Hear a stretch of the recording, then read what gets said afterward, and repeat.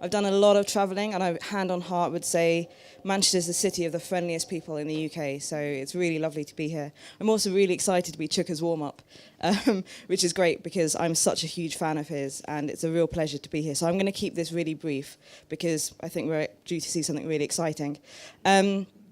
People always ask me what my inspiration was for setting up I Eat Foods, and normally that question's asked by non-Muslims, because anyone who's Muslim would recognize straight away what the inspiration was. The inspiration is one word, and that's hunger, right? So growing up in the UK, I remember there was one time when I was staring at the shepherd's pie in the dinner queue for so long that the dinner lady physically had to put her ladle down, walk round, and push me down the rest of the queue just to pick that dried cheese and tomato pizza thing that everyone can remember. And it's funny, 8 years, I had the idea when I left university. 8 years later, it's now in Sainsbury's and Tesco, and we've just signed contracts with the other big two. And it's a really great thing to be able to do and say that I've been part of. And it's funny how productive food envy can actually be when you really put your mind to it.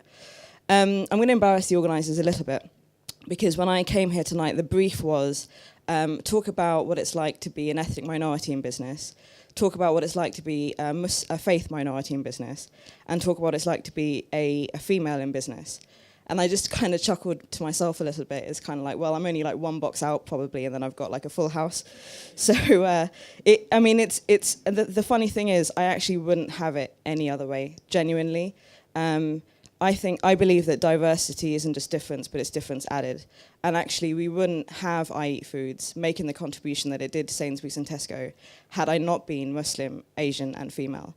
And the irony is that as a Muslim, female, and Asian, had I wanted to set this business up in the Middle East, I probably wouldn't have been given as good a crack at it as I have done in the UK, which is why I really love this country, and which is why I encourage the younger generation here today, where I really encourage the youth to kind of really take all of the opportunities that are given to them, because they're brilliant in this country, and it's a fantastic thing to have at your disposal. I talked a little bit about sort of my inspiration. One thing I will say, given that we've got some young people here as well, is whenever you've got kind of all of those barriers in place, you've got your ethnicity, and you've got your gender, and you've got your race, and you guys have got your age as well. There's two things that you could probably do that really, really help you, kind of give you the tools that you need to kind of take on the Goliaths of this world. And that is, the first one is content, right? So I remember my high school teacher took me aside and said, "You're really smart, but there's one thing that you need to do in order to kind of really excel." And I thought she was going to give me some sports lessons, or I don't know, something crazy. Actually, she said, "Here's a jar. Every single time you miss the letter T out in your words, I want you to put 5p in it." Because I used to always do the butter, Saturday, water, party.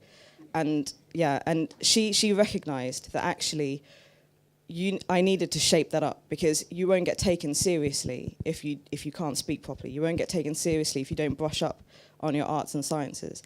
And that's really, really important for every young person in this room, is just to make sure that your content is really on point. Take the time to kind of really hone your skills, and then actually all of the barriers that you think are there will really quickly disappear. And note that the size of the fear of your barriers is actually bigger than the barrier itself.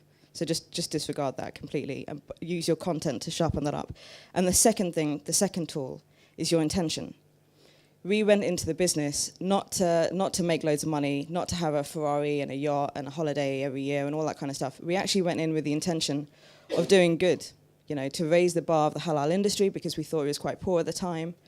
And we went in because I wanted to honor a role model of mine, a lady called Khadija. So for those of you in the room who don't know, Khadija was the wife of the Prophet Muhammad, peace be upon him, and was an incredible businesswoman, and someone who died. So she would have been a billionaireess in today's terms. That's how much money she had.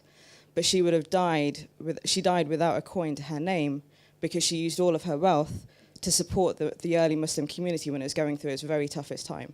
So my intention was always to kind of honor her by having a business that did good and gave back to the community. So if you go in with the right intentions and you go in with your content on point, you'll end up doing really well and actually disregarding any of the kind of barriers that people try to put in front of you.